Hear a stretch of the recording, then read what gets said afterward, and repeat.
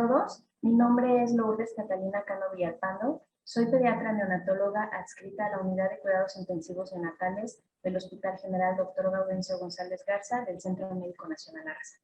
Y es un gusto para mí compartirles este tema de estimulación enteral temprana.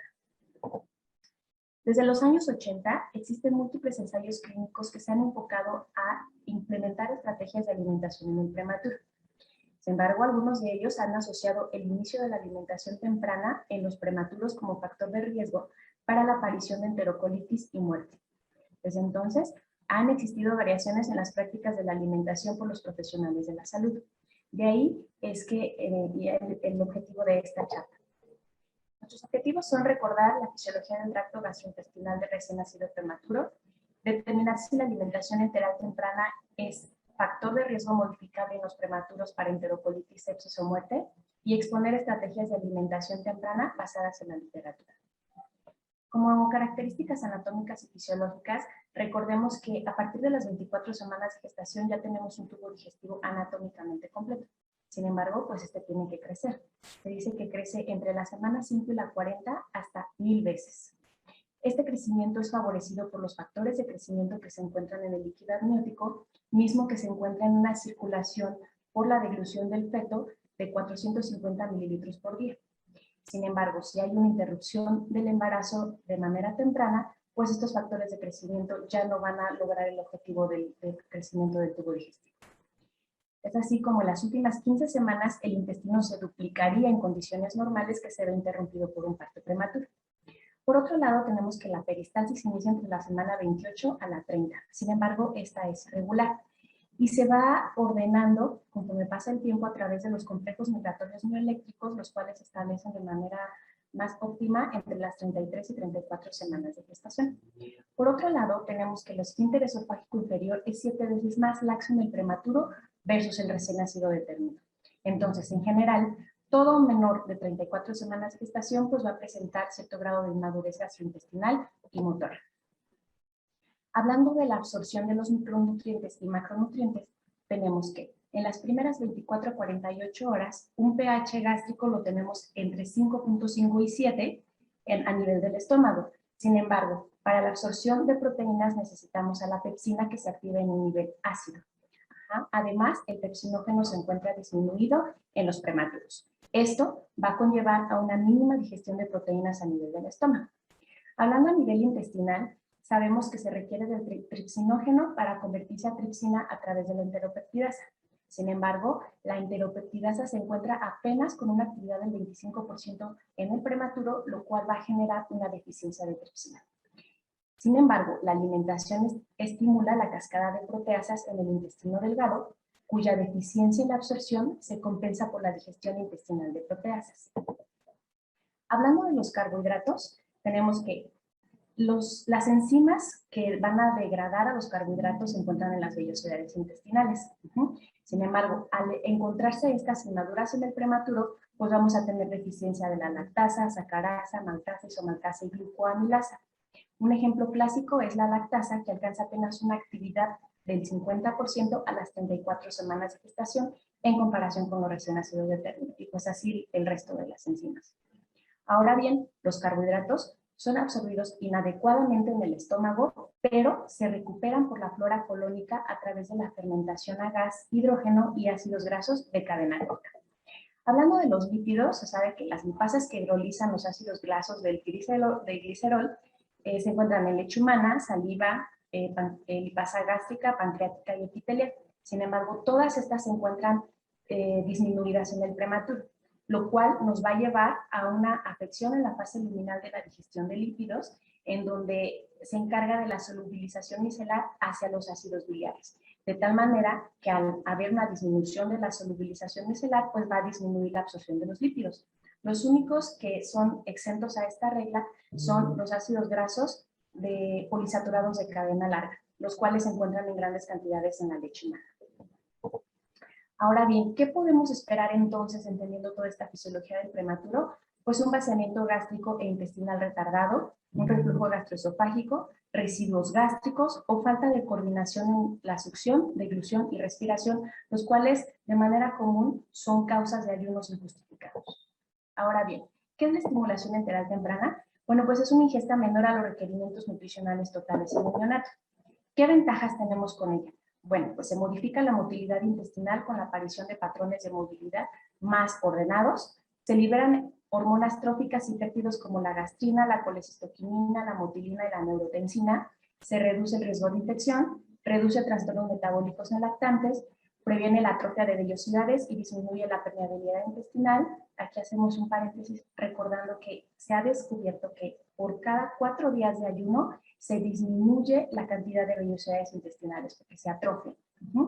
Y al final influye favorablemente en la microbioma intestinal. Aquí podemos ver en las fotografías como una estimulación enteral, inclusive a nivel del intestino delgado las ostras se ven más formadas, y a nivel microscópico pues las vellosidades se encuentran de manera mejor desarrolladas. ¿Cuándo y cuánto iniciar la estimulación enteral temprana? Bueno, aquí tenemos un artículo del 2013 en donde Ortang clasificó a los niños menores de 1.500 gramos y menores de 32 semanas, y a ellos se buscó una relación de la alimentación enteral temprana entre las 24 a 48 horas de vida versus un ayuno. ¿Qué encontraron ellos? Pues que la alimentación temprana en el recién nacido prematuro en las primeras 24 a 48 horas de vida no afectó incidencia ni de enterocolitis, mortalidad, sepsis, días de fototerapia o días sin alcanzar la alimentación enteral completa. Cabe mencionar que en este artículo que les comenté se incluyeron recién nacidos que le llamaban prematuros estables.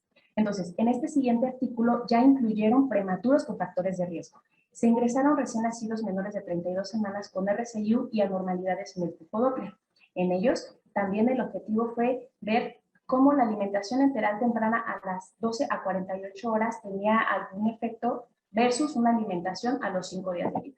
¿Y qué encontraron ellos? Miren, aquí pueden ver ustedes en donde son las líneas puntadas rojas con una alimentación enteral temprana y las azules una alimentación enteral tardía, encontrando que la vía enteral temprana permitió alcanzar una alimentación completa más rápida, aproximadamente en el día 14 versus el día 18 en la alimentación tardía.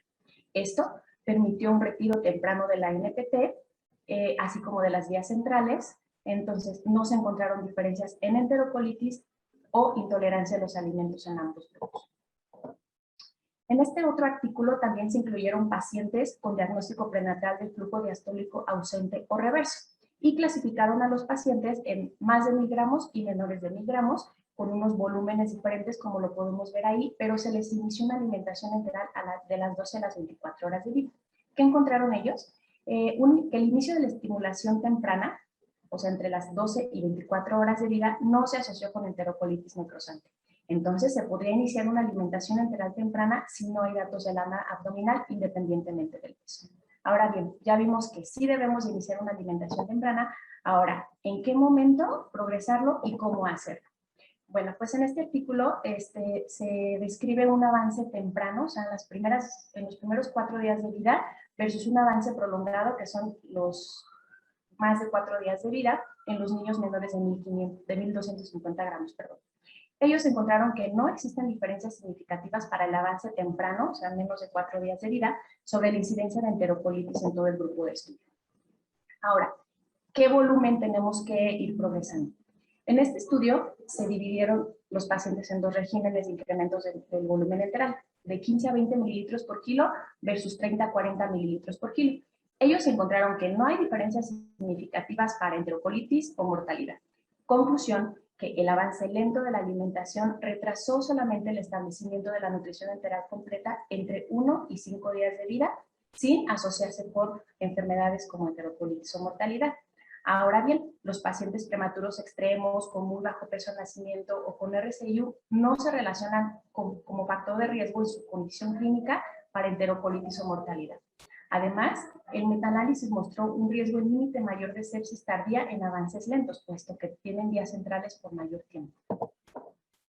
En este otro artículo ya se agregaron los pacientes que tienen pesos menores de 1.000 gramos y se clasificaron en 2 grupos, 750 a 1.000 gramos o 1.000 a 1.250 gramos, en 2 regímenes, uno conservador y uno agresivo, como ustedes lo pueden ver, está clasificado, y se inició un avance de la alimentación enteral a las 72 horas de vida. Cabe mencionar que este artículo utilizaron tanto leche humana como fórmula para prematuro. ¿Qué resultados encontraron? Bueno, pues que los recién nacidos con un régimen de alimentación agresiva alcanzaron la vía enteral completa antes, con una mediana de 7 versus 10 días en comparación con la conservadora, requiriendo entonces menos días de complementación intravenosa. No hubo diferencias en los desenlaces de mortalidad, sepsis, sobrevida, intolerancia alimentaria, enterocolitis, días de estancia hospitalaria o incremento ponderal en ambos grupos. Ahora, ¿cómo vamos a iniciar la alimentación enteral temprana? Aquí tenemos un artículo en el que compara la sonda orogástrica versus la nasogástrica. En esta se incluyeron los recién nacidos menores de 32 semanas o menores de 1.500 gramos, en donde no se encontraron diferencias estadísticamente significativas entre uno u otro grupo. Ninguna vía de colocación de sonda para alimentación se relacionó con factor de riesgo para presentar apneas, bradicardias o desaturaciones, o como una estrategia para conseguir una alimentación enteral completa, ganancia ponderal, ni disminución en el tiempo de requerimiento de oxígeno. Ahora bien, ¿cómo darla? ¿Continua o en bolos? Este estudio se incluyeron 9 ensayos clínicos en donde tomaron en cuenta los recién nacidos menores de 1.500 gramos, cuyos resultados arrojaron que la alimentación intermitente permite llegar a la alimentación completa en un día antes versus la alimentación continua, y que respecto a enterocolitis no hubo diferencias en la alimentación continua o en bolos. ¿Qué contraindicaciones podemos encontrar para el inicio de la alimentación enteral temprana? Bueno, pues hipoxia intestinal o disminución del flujo mesentérico, inestabilidad hemodinámica, acidosis metabólica grave, inestabilidad cardiorrespiratoria, disfunción gastrointestinal como sospecha de enterocolitis, malformaciones anatómicas del tubo digestivo o asfixia severa. Aquí les presento una propuesta de alimentación que se arrojó en un metaanálisis del 2021, por si lo quieren ver de manera detallada. Conclusiones. Los prematuros menores de 34 semanas tienen inmadurez gastrointestinal o motora. Un ayuno mayor a 4 días genera atrofia de vellosidades intestinales. Se sugiere iniciar la alimentación enteral temprana con un volumen de 15 a 30 mililitros kilo dependiendo del peso. Los incrementos progresivos antes del cuarto día de vida, con una tasa mayor a 24 mililitros kilo día, es seguro y poco probable para que incremente mortalidad, enterocolitis o intolerancia a los alimentos. La leche humana es el alimento de elección y no se ha observado efecto de solución glucosada, agua o leche diluida para la maduración de la motilidad intestinal, ni disminuye el riesgo de intolerancia a los alimentos o enterocolitis necrosa. El avance temprano de la alimentación menor de 4 días permite lograr una alimentación enteral completa rápida, logrando el retiro de NPT de manera temprana y disminuye los procesos de sepsis tardía. No hay contraindicación de alimentación enteral mínima con el uso de catéteres y no existe diferencias estadísticamente significativas que apoyen la alimentación enteral, ya sea con sonda naso u orogástrica. La alimentación intermitente permite llegar a la alimentación completa más rápido versus la continua y no hay diferencia sobre enterocolitis. Finalmente, todos los autores de los artículos han dicho que no se puede cegar el brazo de la prueba por la naturaleza de la intervención y que los tamaños de muestras son pequeños. De ahí que se necesitan ensayos clínicos grandes, pragmáticos y de alta calidad para obtener estimaciones precisas de los riesgos y beneficios de un enfoque de alimentación progresiva en lactantes prematuros, en particular en los más prematuros y los de alto riesgo. Espero que les haya ayudado. Muchísimas gracias por su atención.